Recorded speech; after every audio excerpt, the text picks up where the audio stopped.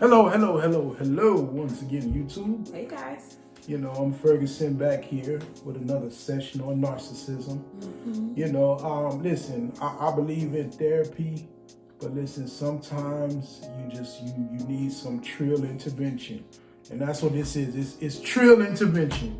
When I say trill, I mean true and real.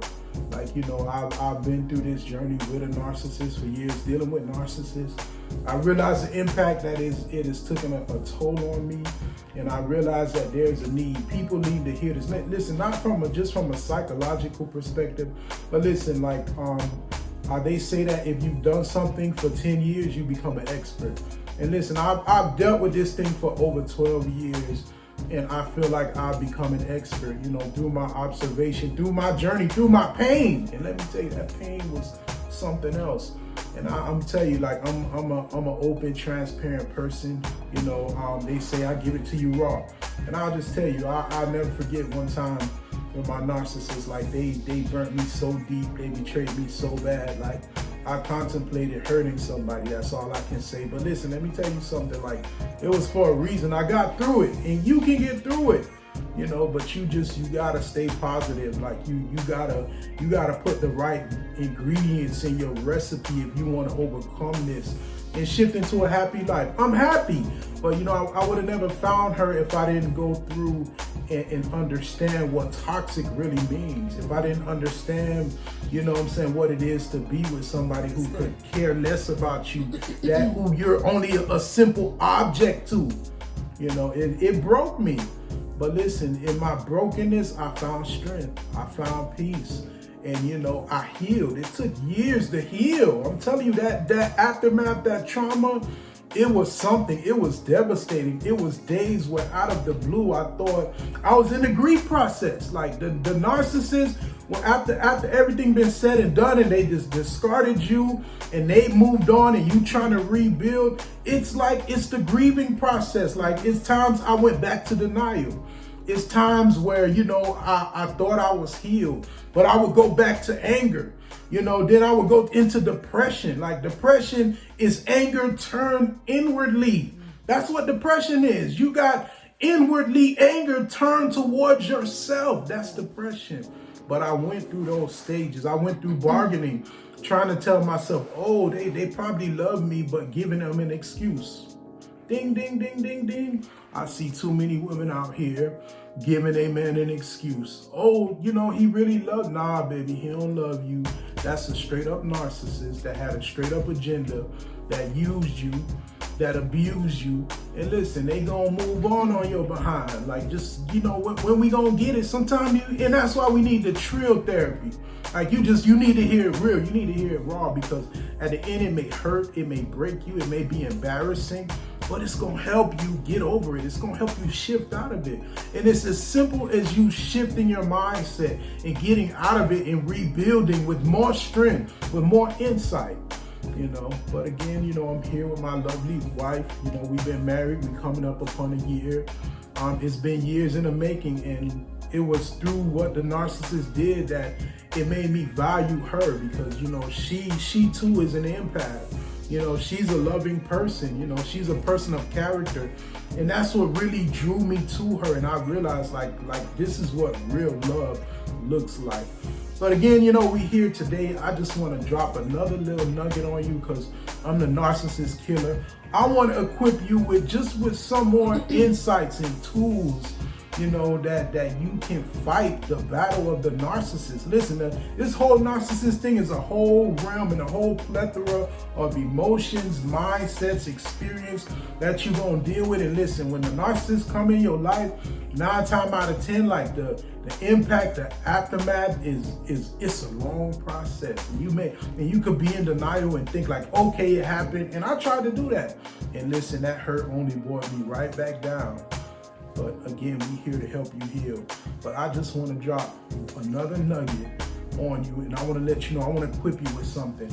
I want you to realize this. This is another pointer in defeating the narcissist. Listen, the narcissist does smear campaigns. Listen, and I want to help you to survive the smear campaign. I want to help you to come back from the smear campaign. And I'm gonna start and I'm gonna ask Babe, have you ever been smear campaign? Absolutely. Talk about it. I'm to myself for the most part, and I don't allow a lot of people in. So smear campaigns are easy to have on me, and I'm not in the business of even clearing it up. I don't. It's on you if you want to believe it, but they're easy. I get them all the time, even now. I'm probably in a smear campaign because of something that happened, and it is what it is. And at first it used to bother me because I want to clear my name. You know, I'm a person of character, and how dare you say I'm doing this or doing that? That's not me. I would never do that. But I'm at a point where smear on.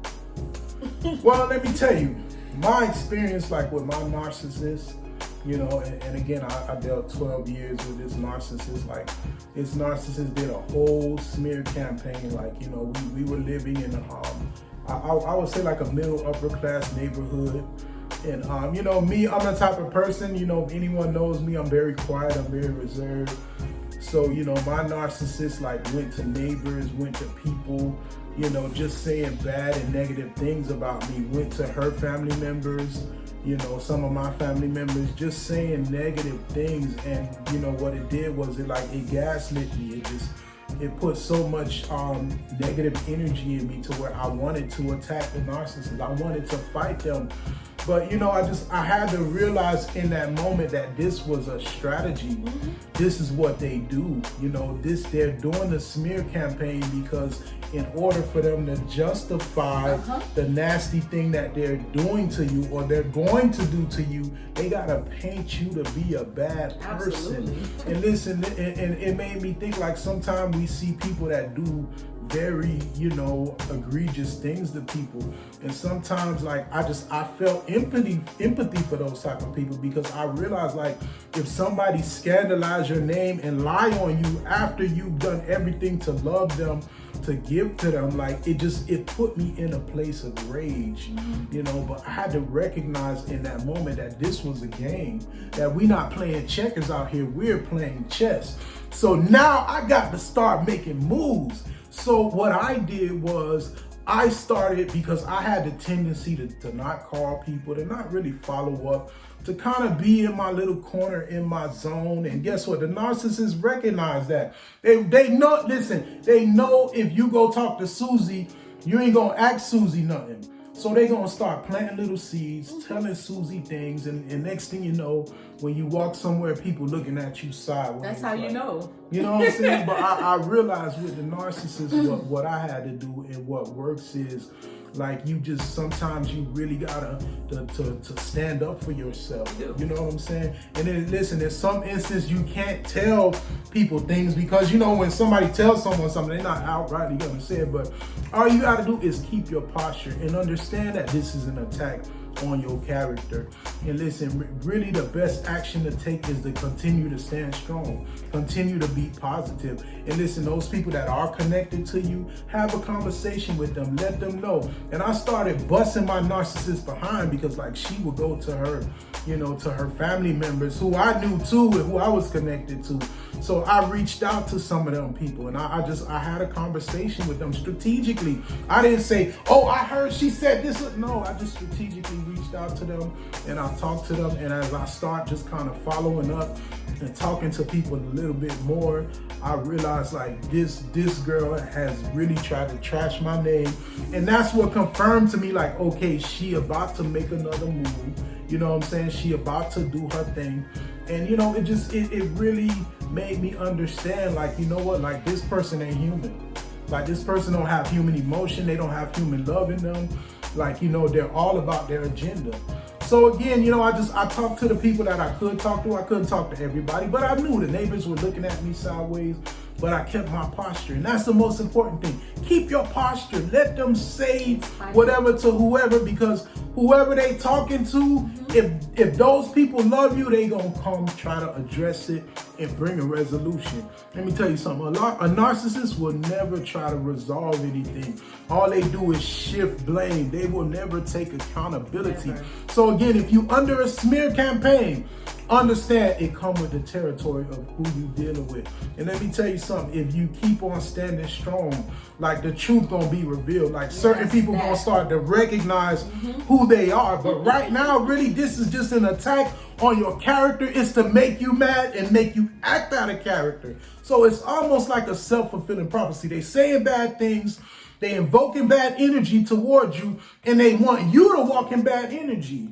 Don't be moved. Don't be influenced. Please. Listen, walk with your gun loaded and just know, listen, I'm not going to be moved by what they saying about me. They can talk about me, but listen, if you really know me, you will have a conversation with me. So understand, listen, it come with the territory. So, and I'm going to tell you one time, like the narcissist has, even in ministry, like the narcissist just like literally went around the whole church. And when I walked into church one day, everybody looked at me sideways. And I'm like, man, like, what did I do? Like, why am I getting this bad energy? Why? Because you got the narcissists out there, like, they're after you. They hate you. You know, they love and they hate you. They love what they can get from you. They love what's going to come from you or what they can take from you. But really, they hate you. You're an object to them. They don't love you. They don't embrace you. They don't value you. They're really threatened by you, and they want to keep using tactical and manipulative controls to oppress you. But listen, when you wake up and recognize who they are, when you wake up and stand up and realize, like, I'm worth more than this, like, I'm entitled to be loved by people, I'm entitled to have people in my circle that genuinely love me. When you start walking in those principles, you'll understand, like, listen, this is garbage, this hot garbage. It was a lesson for me, a learning lesson. I need to take the lesson and not be mad, not be emotional, and charge it to the game and know that, listen, my future is greater. I'm going to find people that love me. I'm going to find someone that loves me. You know, I'm going to be stronger. I'm going to build back my business. I'm going to get married again. I'm going to find love again. I'm going to rebuild my family. You know, but listen, I understand, like, that narcissist, they knock the wind out of you.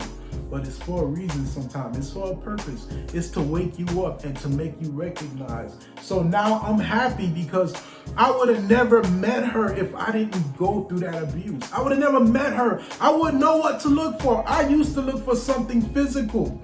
You know, it was strictly physical. And men, that's how we are. We physical beings. And let me tell you something. That physical stuff will get you in trouble. That physical stuff will put you in a bind. You know, it's about the heart.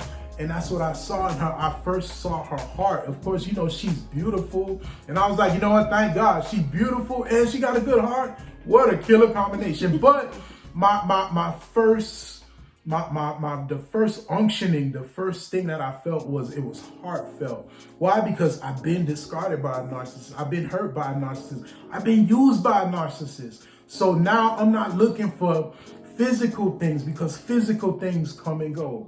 But listen, the virtue of you, the virtue of your heart is what matters. And you need somebody that's going to be a caretaker of your heart. So listen, this part 2, stay tuned. We're going to keep giving you nuggets on narcissism. We're going to help you to get to happy and healthy. Like, listen, I thank God because I came into happy and healthy. But listen, I would have never came into it if I didn't know what to look for. And so now, listen, I've carried that cross for somebody else to help you get through, to help. Listen, this stuff right here, you see people committing suicide, being depressed. Like, sometimes it's because you've been in toxic stuff. You've been around that toxic spirit, that toxic energy. You're more than that. You're greater than that. So, beloved, until next time, we'll see you again.